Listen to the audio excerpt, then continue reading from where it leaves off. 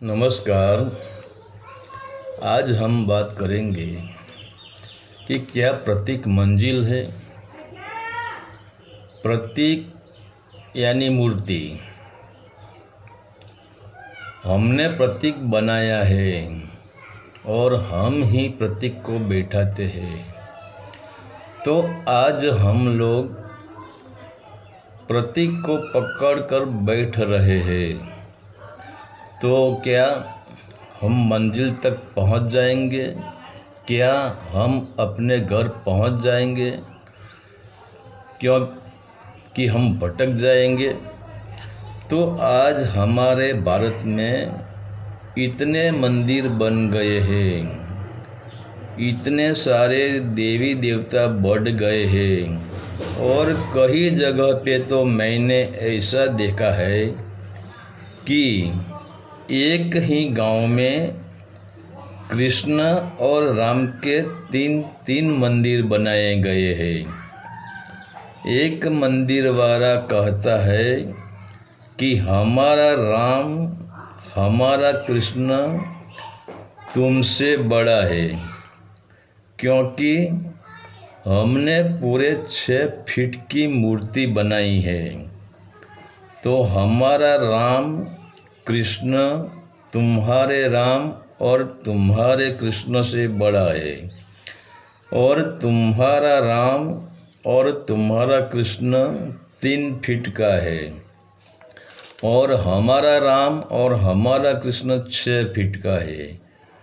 तो तुम्हारे राम से और तुम्हारे कृष्ण से हमारा राम बड़ा है।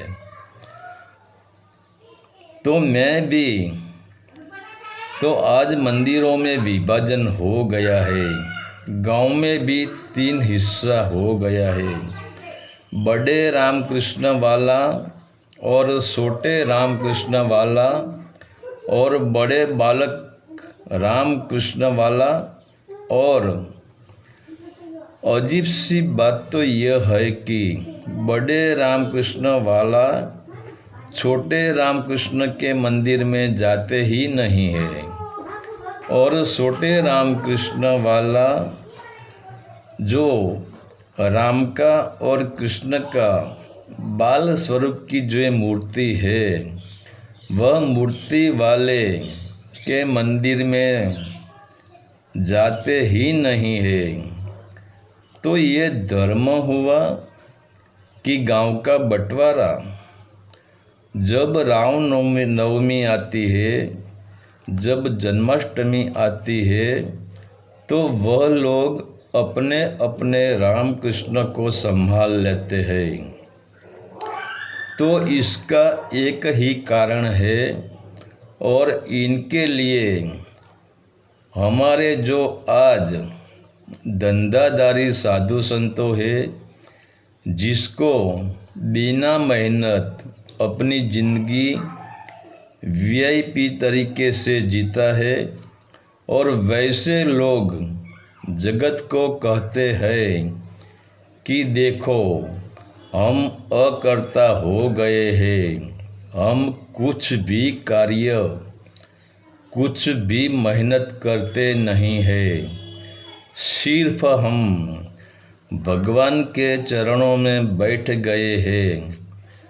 तो इसकी कृपा से देखो हमारा जीवन कैसे अच्छे तरीके से चलता है। तो ऐसे लोगों को कहना चाहिए कि न तू भगवान को पहचानता है और न भगवान तुझे जानता है। तो यह सब तुम्हारा जीवन भगवान की कृपा से नहीं, मगर लोगों की कृपा से चलता है। और आज ऐसे पाखंडवादी लोगों ने प्रतीक को मंजिल बना दिया है, मगर तुम लाख कोशिश कर लो, प्रतीक होता है। प्रतीक कभी मंजिल नहीं बन सकता है, क्योंकि प्रतीक अगली यात्रा का इशारा हमें देता है, और प्रतीक खुद भी हमें समझाता है कि अरे भाई, तुम मुझको पकड़ कर क्यों बैठे हो? मैं खुद भगवान नहीं हूँ, मैं सत्य भी नहीं हूँ। क्योंकि अगर मैं खुद भगवान होता, अगर मैं खुद सत्य होता, तो मैं मेरी मर्जी से यहाँ बैठता, मगर मैं मेरी मर्जी से यहाँ बैठा नहीं हूँ। तो आपने मुझे यहाँ बैठाया है, तो समझ लो मैं भगवान नहीं हूँ। तो आपने यहाँ मुझे बिठाया है और मुझे तुम्हारी मर्जी से सब कुछ करना पड़ता है।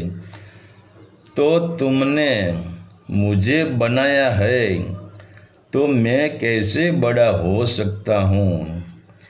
फिर भी प्रतीक हमको आगे जाने का इशारा करता है, जैसे मील का पत्थर। तो पत्थर तो दोनों एक है, एक पत्थर की हमें मूर्ति बना दी, दूसरे पत्थर का हमें मील का पत्थर बना दिया। तो पत्थर में तो कोई भेद है ही नहीं, दोनों पत्थर एक है। एक मील का प्रतीक है, एक धर्म का प्रतीक है, और दोनों पत्थर हमें आगे यात्रा करने का इशारा भी कर रहे हैं। मगर हम नासमझ हमारे प्रतीक को पकड़कर बैठ रहे हैं, और इसीलिए आज सब लोग भटक गए हैं।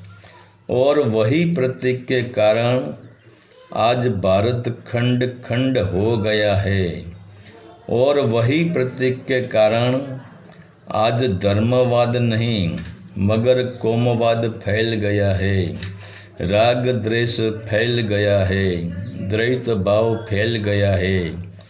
क्योंकि मंजिल छूट गई है, पड़ाव ही छूट गया है, घर ही सबका घर ही खो गया है, और सब लोग बेघर हो गया है। तो बेघरों को भटकाना ही पड़ता है, क्योंकि इनके पास घर नहीं है। तो बिना घर वह जाएगा कहाँ, बिना घर वह बैठेगा कहाँ, बिना घर वह विश्राम करेगा कहाँ। तो आज हम इतने नासमझ हो गए हैं कि प्रतीकों के पीछे प्रतीकों को पकड़कर हमने हमारा घर ही गंवा दिया है, और घर गंवाते ही हमारे सिर पे दुख आने की शुरुआत हो गई है। इसीलिए तुम देखो, जहाँ देखो वहाँ हर मनुष्य दुखी दिखाई देता है, चाहे अमीर हो, चाहे गरीब हो, चाहे संत हो, चाहे साधु हो, चाहे कोई महागुरु हो। सबके भीतर दुख ही भरा होता है। इसका कारण है कि हमने प्रतीक को धर्म मान लिया है, हमने प्रतीक को मंजिल मान ली है। तो प्रतीक न धर्म है और प्रतीक न हमारी मंजिल है। हरि ओम तत्सत। आदेश का प्रणाम।